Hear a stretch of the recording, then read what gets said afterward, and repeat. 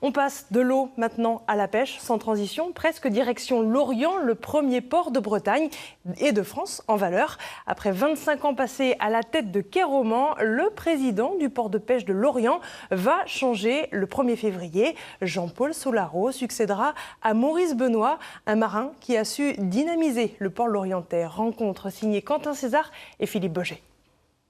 Maurice Benoît et le port de Lorient ont fêté cette année leur noce de diamant.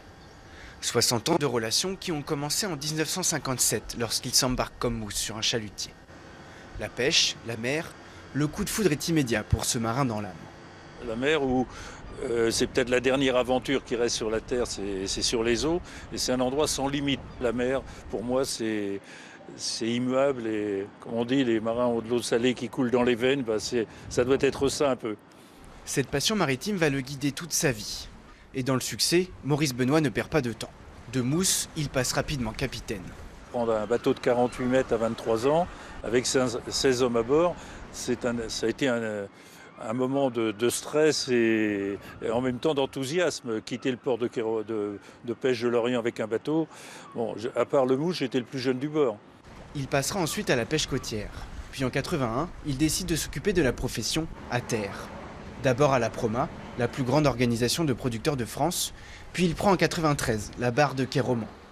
Le port de Lorient est alors loin d'être celui qu'on connaît aujourd'hui. Notre capitaine va le moderniser, bouleverser ses méthodes de vente.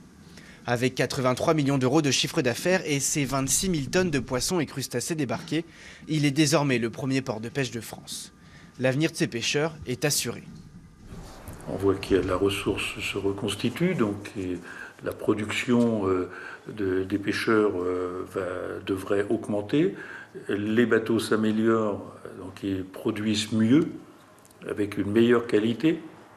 Ensuite, on a des entreprises qui s'installent sur le port aussi, ça veut dire qu'elles ont confiance. À quelques jours seulement de la retraite, Maurice Benoît se dit serein pour l'avenir du port.